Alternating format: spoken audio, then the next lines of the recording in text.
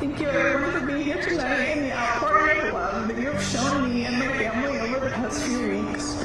I truly hope that the legacy of the girls' lives lives in everyone's heart forever. They were incredible.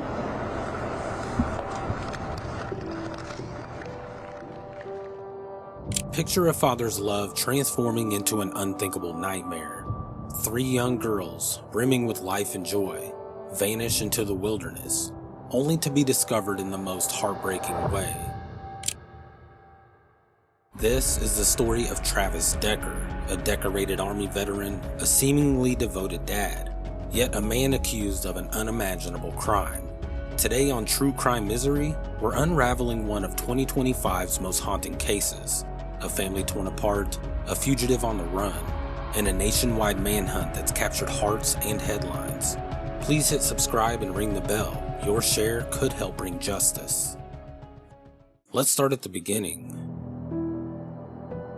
TravisDecker, 32, was no stranger to struggle. As an Army infantryman from 2013 to 2021, he served in Afghanistan, earning medals but carrying home invisible wounds, PTSD, that plagued him with nightmares and unrest.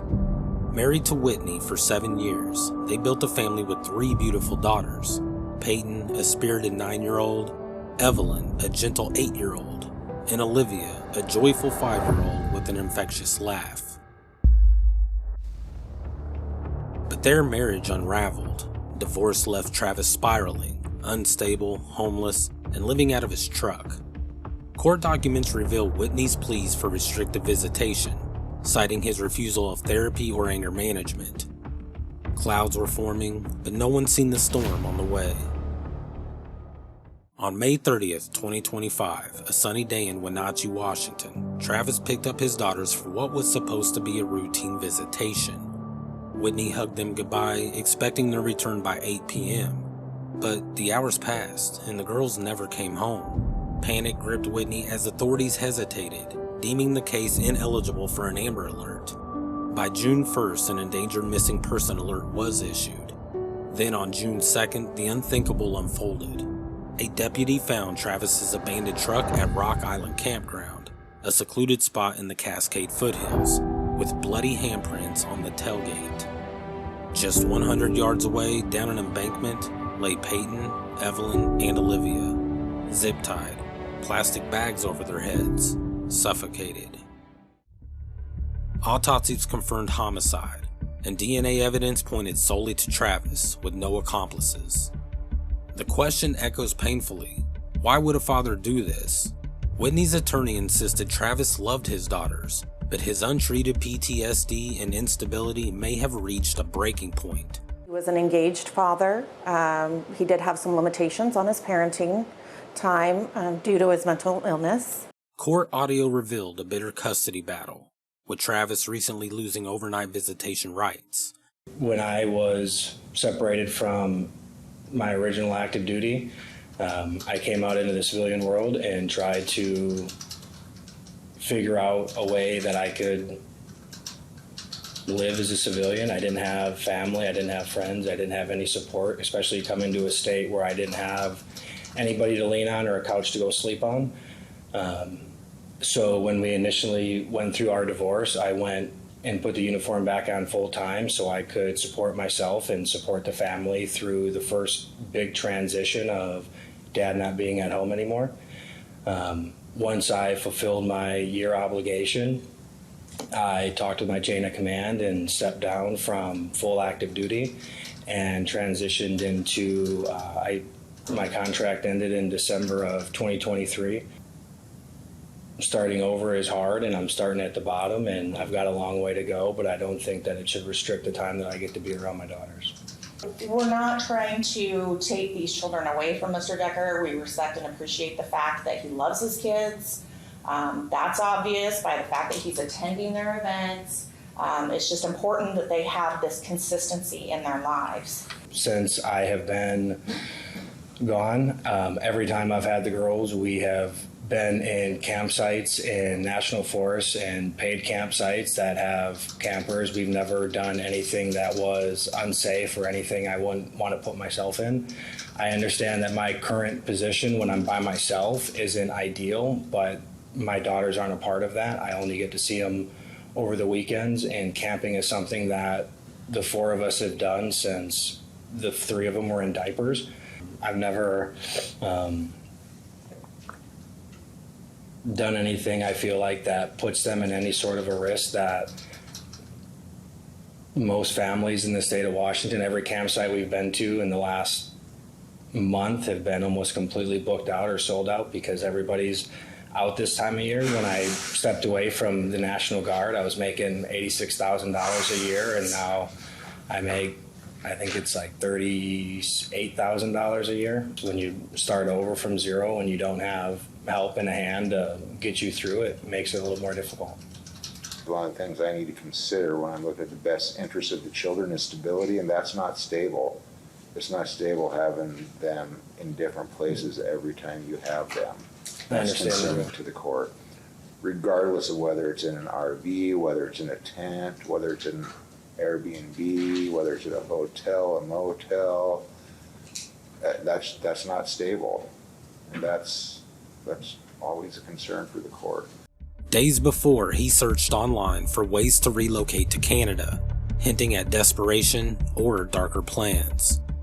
Was this an act of revenge, despair, or a twisted need for control? At a memorial, Whitney shared her grief. I just have a short something to share. Good evening, and thank you all for being here. I really appreciate it. You all look beautiful, and I know that Abby would have loved to ooh and ah over all of your outfits. She would have been amazed by the color outfit, and just thought you guys look fantastic. You know, that he would have sought each and every one of you out to try to find something to give you a compliment for. She did that for everyone, whether it's in the grocery store or at school or with me, always telling me, oh, you look so beautiful, Mom, I love your earrings, or whatever it was that she could find. I wanted to share the connection the girls and I had that I think allowed them to have such warm and open hearts to the community around them. A community-driven GoFundMe raised over $1.2 million to support her, but Travis had vanished into the wilderness he knew so well. A survival expert who's lived off-grid, familiar with caves, mines, and abandoned cabins. The manhunt for TravisDecker erupted into one of the largest in Washington's history. Federal agencies including U.S. Marshals, FBI, and National Guard took charge, closing campgrounds and patrolling the Pacific Crest Trail. On June 10th, the governor allocated emergency funds to fuel the search. Tips poured in, dozens of reported sightings, but none panned out. By June 24th, authorities admitted there was no certain evidence Travis was alive, yet they pressed on. At this time, the FBI is conducting a grid search operation today and tomorrow near the Rock Island campground. But I want to be clear that currently we have no evidence that TravisDecker is alive or dead. On July 5th, a family in Idaho's Sawtooth National Forest reported a man resembling Travis, only for it to be a case of mistaken identity. On August 20th, a DNA bombshell confirmed Travis's fingerprints on the plastic bags used in the murders, solidifying him as the sole suspect. In late August, the FBI scoured the campground again, uncovering bones that briefly raised hope, until September 3rd when tests confirmed they weren't human. The search continues with questions lingering. Is Travis dead, hiding, or long gone? Travis skipped a local 5K event and appeared agitated in dashcam footage days before the tragedy, hinting at a troubled mind. Everybody was rolling and everything was going, and all of a sudden I hit him. I wasn't on the accelerator. I was still just getting my foot off the brake. I don't know how all of a sudden it felt like he was sitting at a stop. Light was green. Light was green. All the other cars were rolling. Registration. Okay. Sorry if I was jacked up. No big deal. Where are you at now? I'm kind of in transit. Okay. Where do you get mail right now? I am receiving at the armory over here in Wenatchee. Just So you know, you'll probably be getting a ticket in the mail for having no insurance. So we're required to do that if we respond to an accident. I'm not going to jail tonight?